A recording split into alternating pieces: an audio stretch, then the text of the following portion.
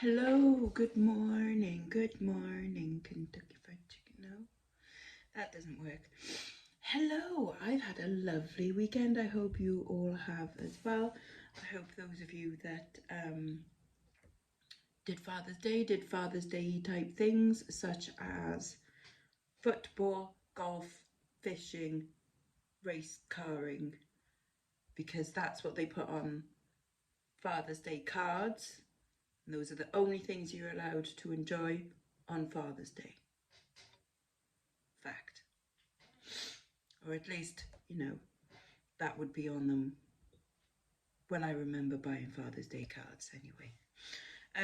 But I hope you enjoyed, if you did do that kind of thing. I went to a comedy festival.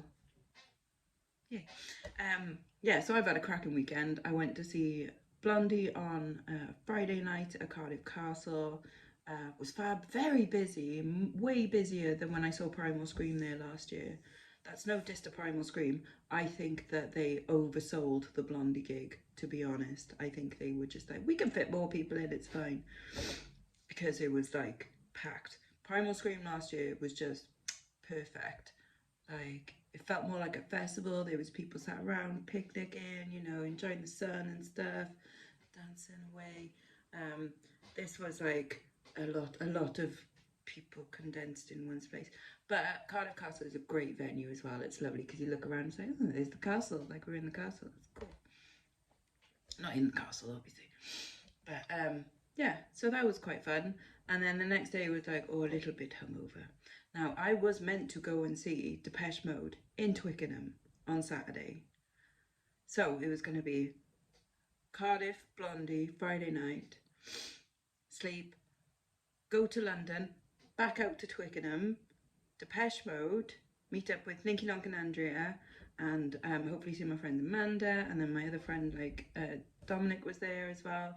It's like, hello. And then pay a ridiculous amount of money to a hotel in Twickenham, and then travel back into London, and then back out to Bristol for the comedy festival, which started at like 3 on Sunday. There was no way that was going to happen.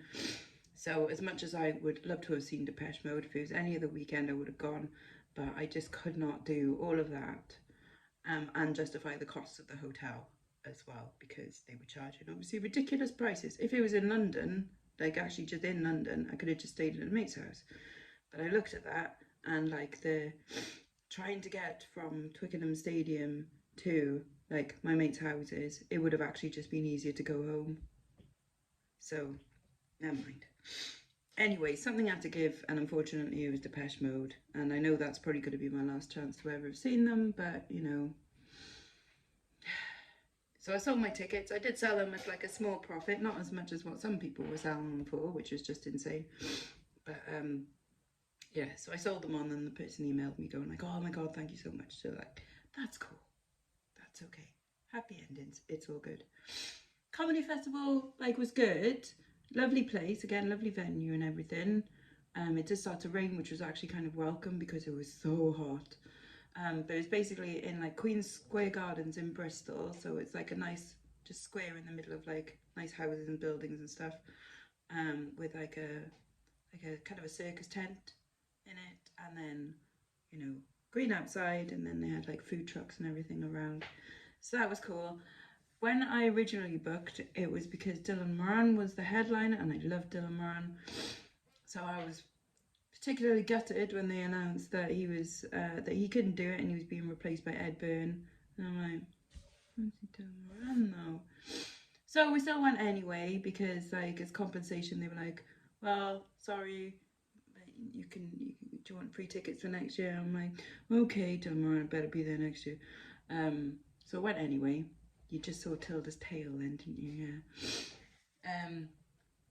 And it was okay, but like Ed Byrne just basically did his set routine half-hour thing that I've already seen on Netflix. So that was a bit like, oh, I know, a bit like I've already seen this, which I don't expect for every show that they do like a brand new thing, but that's been a Netflix special for a while now, and at least like update things, I mean, I've seen, say like Stuart Lee, I've seen him at the beginning, no, not quite at the beginning of the tour. I've seen him do like, say, Edinburgh Festival as like a run up to a tour. And I've seen him at the Edinburgh Festival and then do exactly the same gig, or like same title gig, like towards the end. And it's like 75% different because, you know, things evolve and new things happen and stuff. But anyway, it was still a lot of fun. It was still good. Bit of a schlep getting home though, because it's Bristol. We would normally just get like the Bristol Bridgend train, but no, there's works on the Severn Tunnel, so we had to like Bristol and then bus to Newport and then train. So, and that was not much fun. But Carla did give us a lift there for some of it because we had to be there on time. So she kindly gave us a lift for part of it, which is very nice. Thank you, Carla. Yay. It's been a good weekend on the bay as well, which is quite nice. So I think I've done like about £850 over 3 days, which is pretty cool. But it means I've got to package it all up now, doesn't it? And some of them are buggers as well. Some of them are buggers that are going to Australia. But yeah, so I've got about 40 things going out by the looks of it right now. What's been nice is a few people have bought quite a few things as well from my shop. That's always good. I like it when people shop your shop, you know. So I do appreciate that, because I know it means like one like load of parcel like thing as well, which is good, you know. So that's cool. But yeah, I'm looking at the things that I've got to package up and going, I don't wanna. How does Cheryl Pound Girl do this every day? I don't know. You know, everything that she sells is like my one thing that I've got to package up that I'm but she does it every day. I know she's used to it, it's fine. But I'm like, small thing, envelope, bye-bye, you know. Anyways, right, it is going to be a long, this is what's going out today. I will be back with that momentarily. Just skip it. I'd just skip it. If you're not interested in seeing like what's sold, it's a good few minutes. Okay, I'll see you on the other side. Okay, you ready for what's going out? Right, over on Etsy quickly, this little spiral ring, which is quite cute, and then these little filigree Maltese cross stud earrings. Now over to the eBay lot. Right, these lovely, quite big, nice sterling silver earrings, £10.39. A sautoir, long, you can tie it up. Pearly necklace, that went for £9.99. These were just super cute, and they had a bunch of watches and then only one bid, but they're lovely. They're little like fox holding grapes or berries. I think it's from an Aesop table where the phrase sour grapes comes from, I think. But they went for £12.99. This gold vermeil, which is gold over sterling silver bracelet, went for £23. This is a lovely locket. It's brass with 9-carat gold front and back, beautiful enamel, but it does have its faults. It's a bit stiff, and then inside someone's used like nail varnish or something on it. But it is a cute locket. Come on, close properly now. That went for £29.99 at auction. £9.99 for this glass cameo. These super cute little like long hoop-ish earrings with like little sparkles and leaves on them. Sorry, I'm gonna have to get a drink. 1 second. This gold vermeil caged heart necklace went for £15. This lovely deco style gold plated lapis lazuli ring, £13. Oh, one of the boxes. I put all my big lots in boxes already just to make sure that, you know, I had enough and everything. The Wallace and Gromit toast rack, that went for £8. And then for £24.99, the telephone that I picked up in London the other week for a flavour, that went for £24.99. This Celtic knot inspired brooch for £5.99. And it's AB glass crystal necklace for £8.99. Right, the next lot. Someone bought a whole bunch of stuff. Right, how much did they spend? 60, 70, 80, 92, 102 pounds plus post for all of this. So bangle, some fur clips, a couple of, like a lot of jewellery, tribal jewellery, another lot of tribal jewellery, this really cool tribal one, another necklace, another bangle. So all of that go into one person. I do like it when people shoppy shop. That's always quite cool. Okay, next pair of cufflinks, and then these lovely kind of like woven earrings, £14.58. Where's that one gone? Some Indian wedding style like bangles and necklaces. They went for £15 job lot. A pilgrim necklace for a £5. A pair, I'll let me get one out because you know they're a matching pair, so you can guess what the other one looks like. It looks a bit like that. And they went for £48.74. Cool. This little rope twist bangle went for £3.19. It's been on my shop quite a while, that one, so I took an offer or sent an offer or something. This Marc Jacobs little heart bangle went for a tenner. This Billabong Y2K chunky necklace, £9. Statement beaded necklace, £8. A job lot of festival jewellery. That's this one. I think it's this one. Yep, that's that one.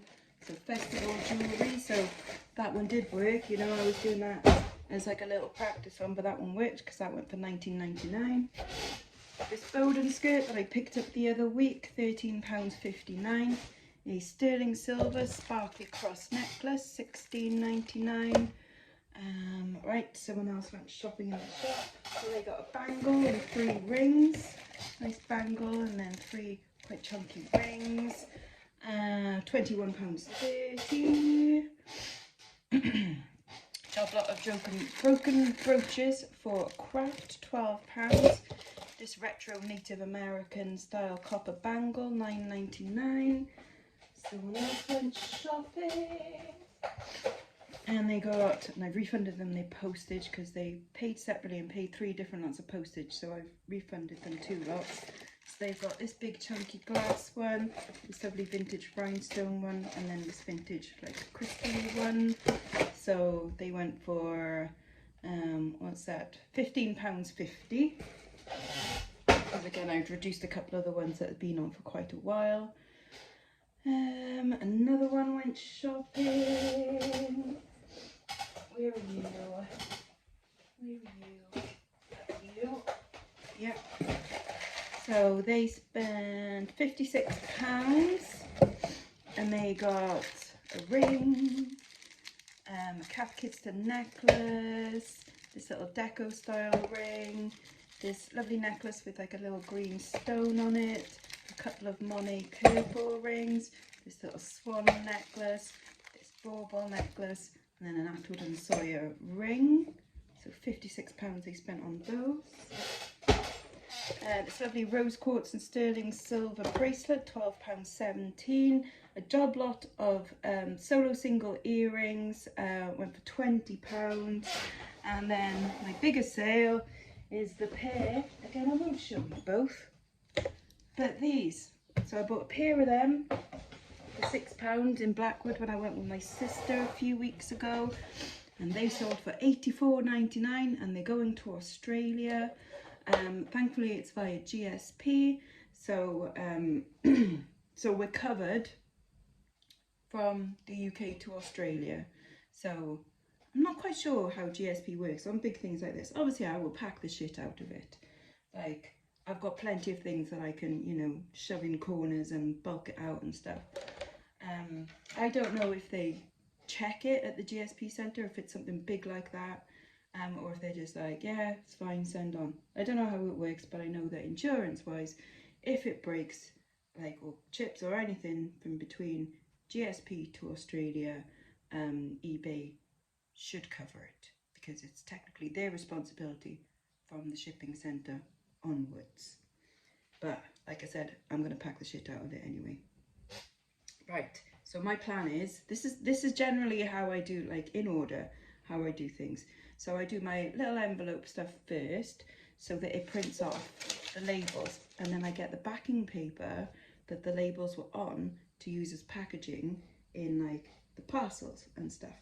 But there's more parcelage things today, but thankfully I've got some like Amazon boxes and some paper and a whole bunch of that, like of just stuff, random bits, you know, paper bits of cardboard and things like that that I've been collecting over there, that I can just pack them all out, hopefully quite safely. Yes, so I'm going to be doing that now. Wish me luck. It is 10 to 11 now. This is probably going to take me a couple of hours, so I'll probably see you at lunchtime. Right, I'm getting there. This is my last one to do. I'm using old like empty sellotape things to just put around the top, and I tape up like the bag with the plug in it as well, and then I'm just going to bubble wrap the shit after that. And then one of them has gone inside this box, and I pack it out like either side, pack it up and seal it up, and then that'll be one done. Right, 12:30, parcel's done. I'm so glad the parcel shop is only 2 doors down.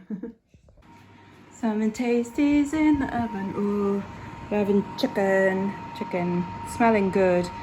That's for in a little bit.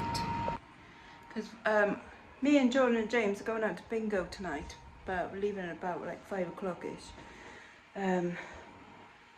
So it's actually about like 2:30 now. It's taken until this time for me to, because I've done a little bit of pottering around and stuff and sorting of my office and things. Then I did the parcels. That took 3 runs to do. Obviously gotten dressed as well, which helps.